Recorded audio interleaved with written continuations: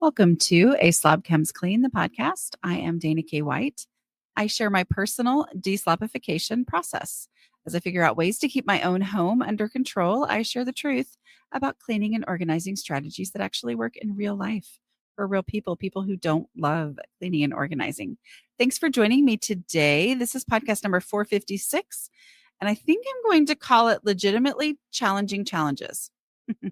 I am answering questions that were submitted over at askdanakWhite.com. You can always submit a question there. Just know that these questions were submitted a while ago, so it's definitely not a real-time thing. If you need real-time help, you know what I'm going to say, right? You need to work with one of my coaches who are trained by me in my process to help guide you through my process. So you can find my coaches at declutteringcoaches.com. We actually have added something now that if you need a virtual coach to work with you, you can request the first available virtual coach. You'll give some times when you're available and a coach who is also available at that time and who will work for the price that you state will contact you, and you'll have somebody you can work with. So, okay, let's go with these questions. How do I take it there now? If the place where we would look for that item has random misplaced items belonging to other people instead, people who do not want me to tell them where they'd look for it first or to put it away themselves. Example, I tried to put a suitcase on the top shelf of our closet where we always keep it. But my husband had left his work laptop there. It has never been there before, but I realize it's important that he can find it. So I asked him where he would look for it first so I can put the suitcase away. He responded that he's busy and we'll deal with it later. I know if I put the suitcase on the floor in front of the closet, it may come off as passive aggressive and we will be stepping around it for weeks. But I can't leave it on the couch where it is now and has been for days. This happens a lot with my kids too. I don't want to move the important item somewhere they can't find it and start an argument later or create further resistance to the process. Every time you clean up, I can't find anything. So what do I do? So this is a legitimately challenging challenge, right? But as I always say, yes, there are legitimate challenges to living in a house with other people, but I don't want to trade living in the house with other people because I love those people, right? And so it comes with challenges. It just does. It's a fact, okay? That living with other people brings challenges, but it's worth it, right? So how do we navigate this challenge? Well, here's a couple things I'm going to say with this. It sounds like the suitcase going on the top shelf is easy, meaning it is an already established home for this item. And while the suitcase was out of that home, then this other thing went there. So that kind of changes things a little bit, right? It's this, you said it's never been put in this place before. If there is space to move the laptop to the side so that you can also put your suitcase in, great. Is there anything that you could see? Okay, now I'm not saying like he should put it away. I know that some of y'all are literally yelling that at your speaker right now, okay?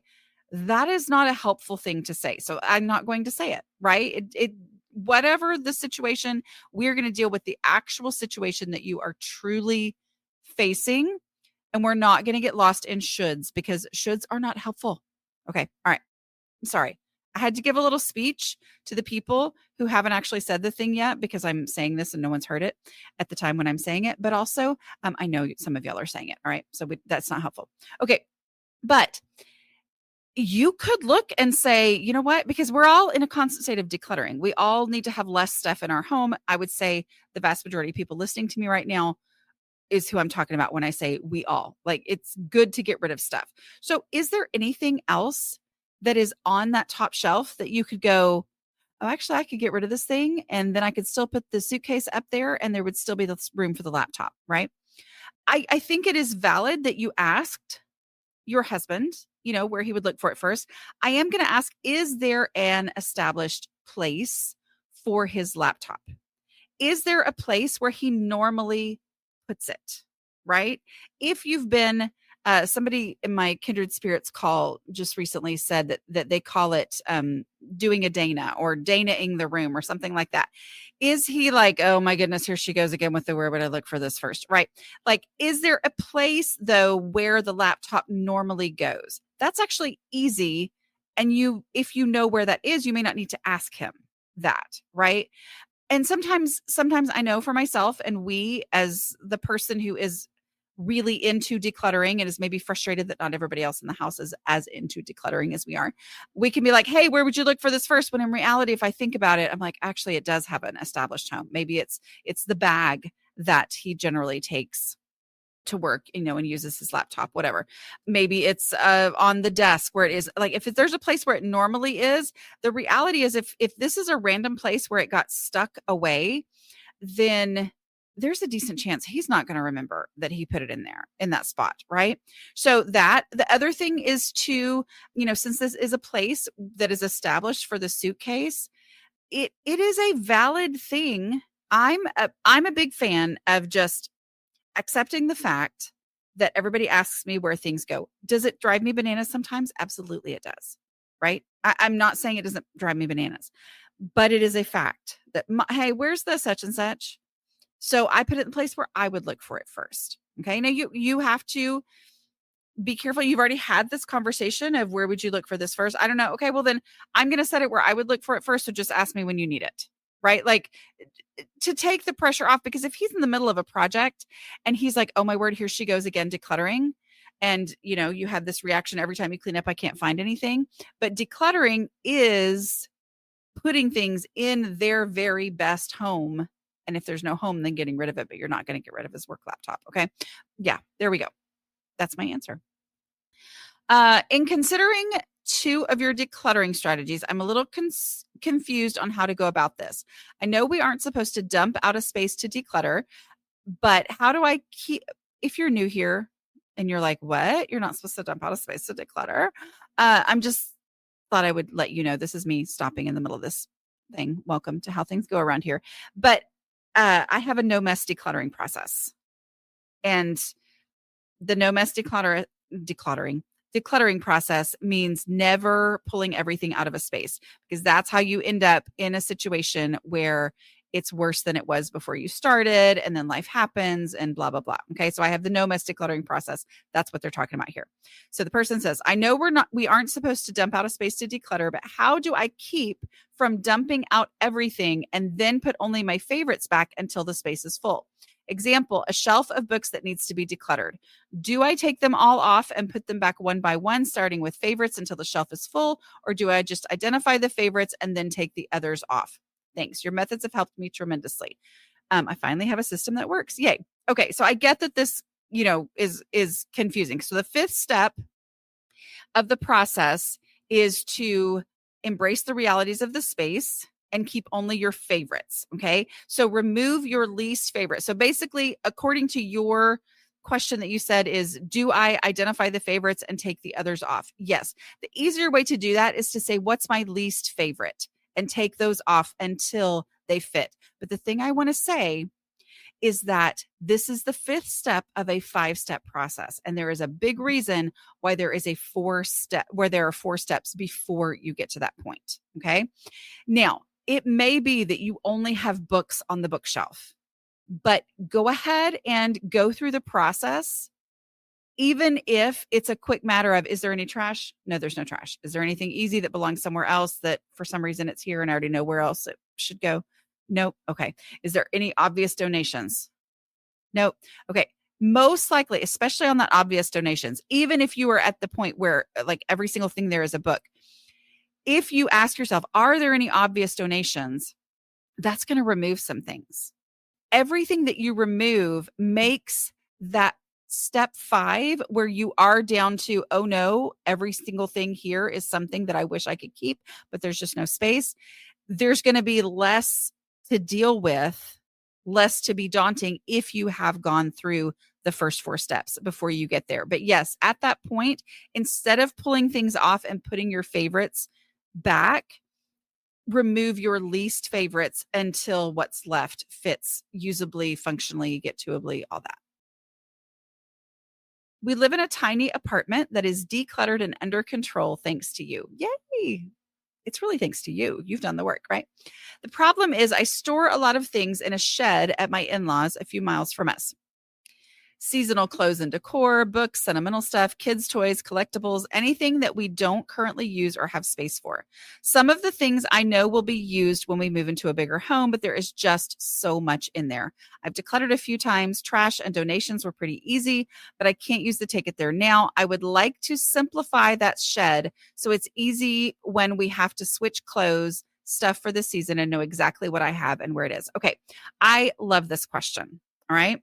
So you have decluttered, you have seen the power of having less stuff in your space. Your solution is to have this storage shed. Okay.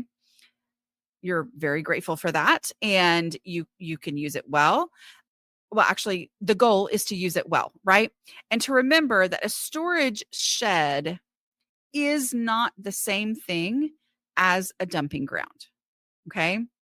They tend to turn into dumping grounds, and it tends to be equated in the brains of people like me that storage equals dumping ground. And so take the dumping ground thing out of it and go, this is a storage space, which means it is for things that will only temporarily live here. And its purpose is to hold those things in a way that I can access easily. So you said seasonal clothes and decor, kids' toys, collectibles, anything we don't currently have space for. I am going to say that if you take it and say the function is the key, that means I need to be able to see and get to what I need without having to move a bunch of other things. When you look at it that way, it is no longer just how much stuff can fit in this space, but instead what can fit functionally in this space. All right. That means I may only have what is up against the walls and can be stacked on top of each other. And the things that are not going to be accessed would be the things on the bottom of the stack, meaning not stacks and rows all the way to the front door, but stacked around just the edges, right? If you can have, if you have shelves in there, then you need to be able to get to the shelf without having to move a bunch of things first. Because you said collectibles, things for a future home when you get into a bigger home, those things will be the things on the bottom of these stacks that you can walk straight up to without having to move a bunch of stuff in front of them. And then your seasonal clothes and decor that you are going and getting and using and switching out in your home, those need to be the things that you can get to. You should not have to move a bunch of stuff that's on top of that in order to get to that. Okay. So that's going to need to be your top thing on the stack, but the stack may only need to be 3 tubs high, right? Because if it's too high, then you can't get that thing off of the stack. So the accessibility and the function that comes through accessibility is the deciding driving factor. Okay. So it's not about filling it up. It's about I can only have the ones that I can easily access for the things that I need. Now, when you think of it that way, that significantly limits. Like if you take a storage shed and you go from it being full to the front door, everything is packed, and the only way to get to anything is to pull everything out. If we have the mindset that I'm not going to have that anymore, that means a lot of stuff has to leave this space forever and always for good. Like it just has to be gone from this space, right? When I look at it that way, then I know that there are going to be some great things in here because you said you've already done trash and donations. They're pretty easy. There are going to be some things in here that aren't going to be able to stay because I'm going to have to get rid of a ton of stuff to get it to where it is easily accessible, right? And that the number of tubs that can be there those are your containers, and you remove as much stuff as you can from those. And then that opens up space for the things that really matter. And then once those are full, but the function is the key. All right. How to establish new homes for everything after a move when it is a deep reset move, not a put it where it was before move. Thank you. Okay. So this is something that is a legitimately challenging challenge, right? Like it is. Moving is a challenge no matter what for everybody. It's not fun, right? And as you said, it's a deep reset move, not a put it where it was before move. Anything that you put it where it was before, that's actually easy, right? Like that's in the decluttering process, that's easy. Things that have their obvious space, like I always kept this in the drawer next to the kitchen sink, so I'm going to keep it in the drawer next to this kitchen sink here. Like go ahead and do those easy things. But the first decluttering question is the key for this. Okay. It is the absolute key. And that is how you establish a home, either in the house that you already live in, but also in the new house that you've never lived in before. And everything is different than it was before. Okay. That's how you establish homes. According to where would I look for it first? It feels weird in a new house.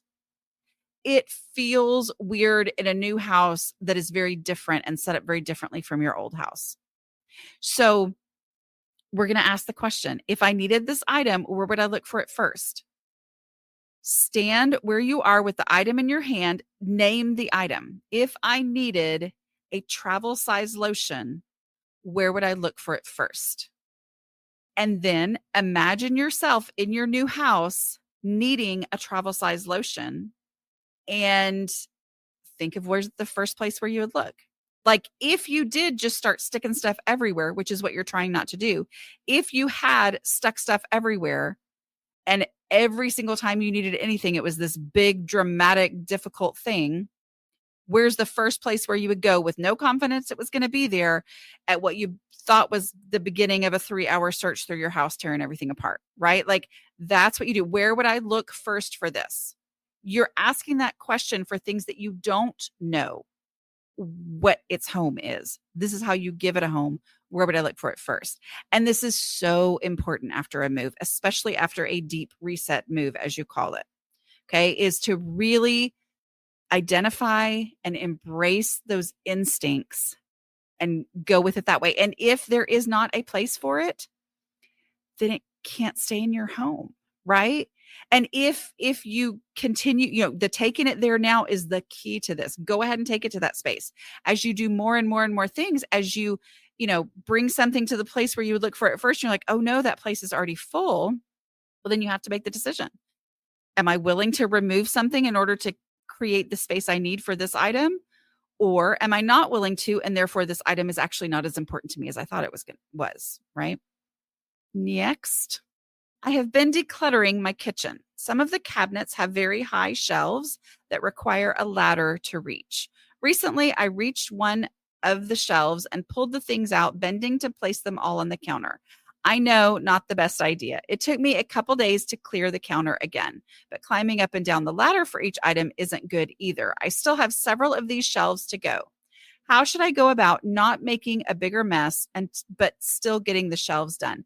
Okay, so this is one of those things where it's really important to consider, and this is the reason the Take It There Now is so powerful. Okay, it's really important to consider that if these shelves are so high that they require a ladder to reach and you feel uncomfortable using the ladder to reach them, then these are shelves that don't need to be used for anything that would be used often enough that it would annoy you that you would have to pull out a ladder for that. Okay. What I mean by that is my high shelves, my difficult places to reach, those are the places where I put things that I only use maybe once a year and I'm using it at a time. I'm thinking of my Thanksgiving dishes, like my big platter that I don't use any other time, or my huge mashed potato pot that I only use for this, once a year occasion, because I don't make big things of mashed potatoes the rest of the year, right? But the thing is, when I am in Thanksgiving cooking mode, I'm in a very different mindset than I am on a cooking for a Thursday night when I just realized that we only have 20 minutes before we need to eat if we're going to leave on time for the thing that we're supposed to go to, right? Like that's a very, very different mindset. So my hard to get to spaces I use for very rarely used things. So if you have that in your mind and you go, you know what?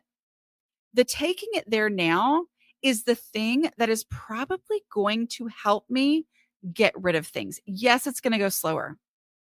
Climbing up and down the ladder is going to be slow. It's going to be frustrating.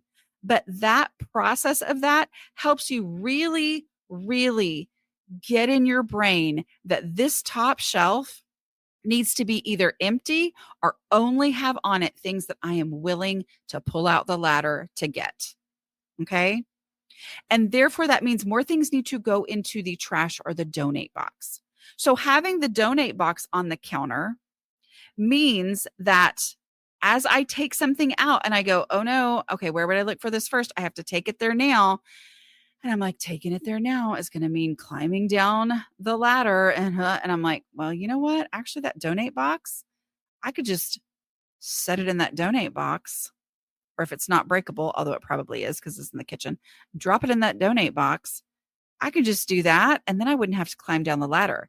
That mindset is going to really, that physical situation that you're in, that commitment to taking it there now is really going to identify what's actually important to you and what's not important to you. Right.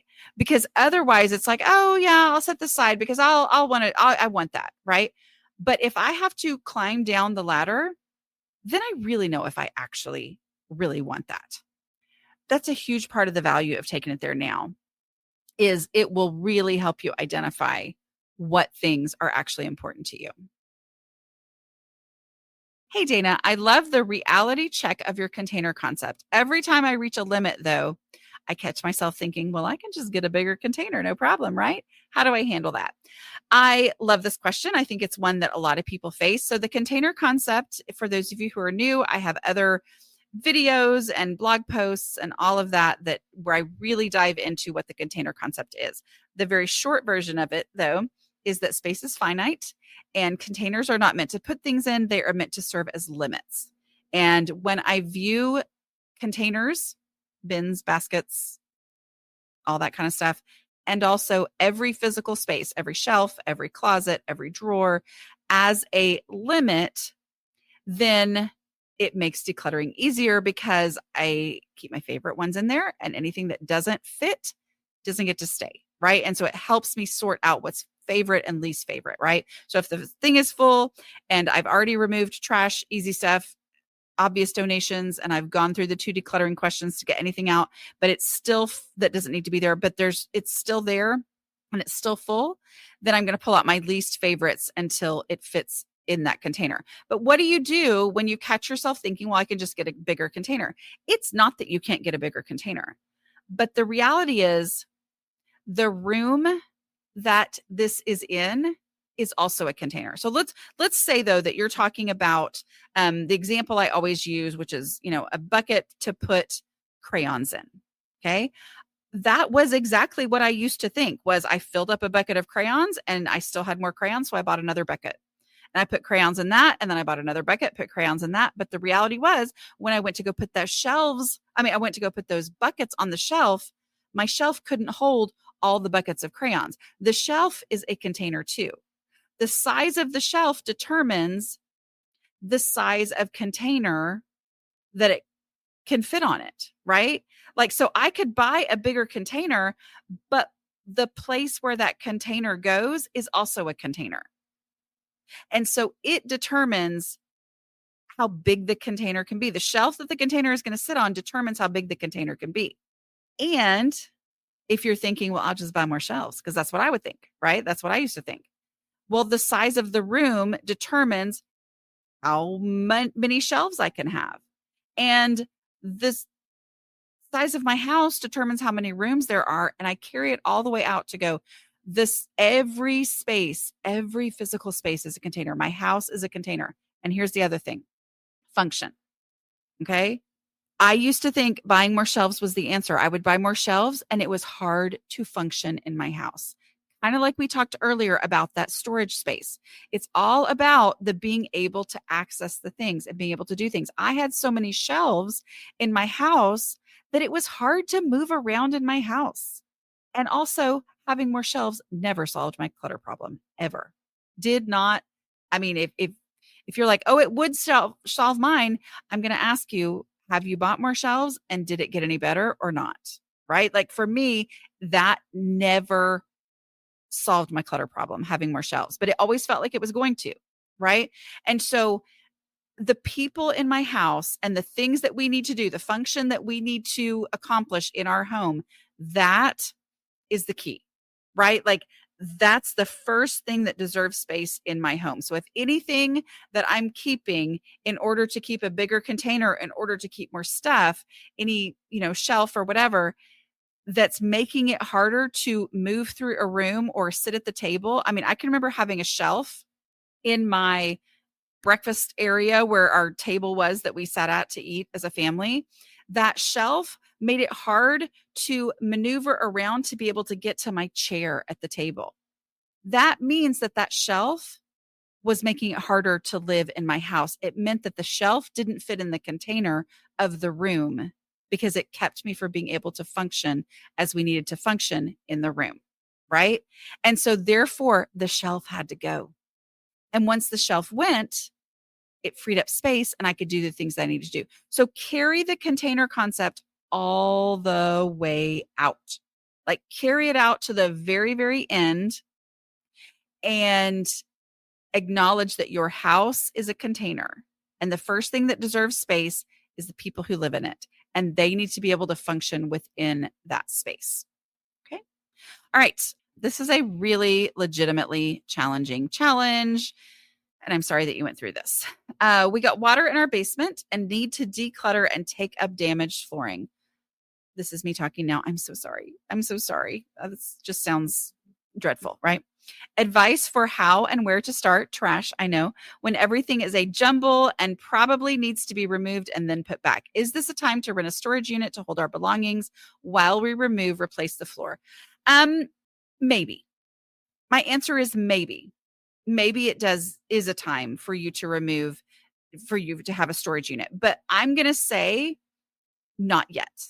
Now, I'm saying that, and they asked this question a long time ago, and so they've probably already dealt with it, and I'm sorry for that. But I know there are other people facing this, and there are people who will face this. So my answer would be maybe. Here's what I mean by that. Advice for how and where to start trash, I know. Go ahead and do that. Before you make a decision about the storage unit, go ahead and go hard on the trash. Go ahead and go hard on the donations, which some things that maybe would have been donations before are actually trash now because of the damage from the water, right? And so really, really go hard on that because you're going to have to touch every single thing in that space in order to deal with the flooring. So as long as you're going to touch it anyway, if it's trash, it needs to go in the trash and not to a storage unit. If it is a donation, an obvious donation, it needs to be donated if it's still in donatable quality, right? It needs to be donated and not taken to a storage unit. So just like you would do if you were moving, because that's basically what it's like to, replace flooring, go ahead and declutter so hard before you even think about the storage unit. Go ahead, and if there is anything easy that actually belongs somewhere else other than in this basement, go ahead and take it to that place where it already is established that it belongs. Go ahead and get those things out of there because the problem is, you said, everything is a jumble. Everything's a jumble and you're stressed out over the situation that you're in. So everything that leaves that's easy, meaning it's trash, you already know where it goes, or it's an obvious donation, everything that leaves makes this a little bit less of a jumble, which makes it a little bit less overwhelming. And you will probably make a lot of progress just on those first 3 steps of my 5-step no mess decluttering process, right? Get those things out. Go ahead and ask yourself the question, because you have to move it anyway. Ask yourself, if I needed this item, where would I look for it first? And if you would look for it in this space, put it in the box that you're going to have to move anyway. either to a storage unit or not if you don't end up needing one. Okay. Go ahead and put that in the box or take it to the place in your home or admit that you would not go looking for it and it needs to actually be donated, right? Or thrown away if it's not quality. You know what I'm saying, right? Y'all get that. But go ahead and do all of that and then decide, do you need a storage unit? Because what might happen in a lot of my listeners' situations that would be like this, you might realize, oh, once I got rid of anything that shouldn't have been in here anyway, I was down to the furniture. I was down to, some basics, maybe this collection of trains that we kept in our basement or whatever. Like I significantly reduced it. And then you're going to have a different perspective on, okay, those things, I could get those things upstairs.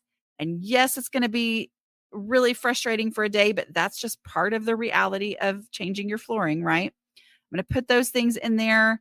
And then they generally can get the flooring done in less time or a shorter enough time that you wouldn't want to rent a storage unit. Okay. Because the storage unit can be something where it's just an opportunity for me to procrastinate. Right. So go ahead because I'm going to have to move everything anyway. If you start out with the idea that we're going to have a storage unit, it is so tempting to throw everything in tubs and boxes to take to the storage unit and think I'll do that later.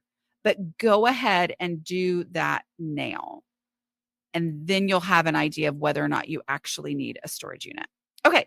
I hope this was helpful and I will talk to y'all next week. Bye.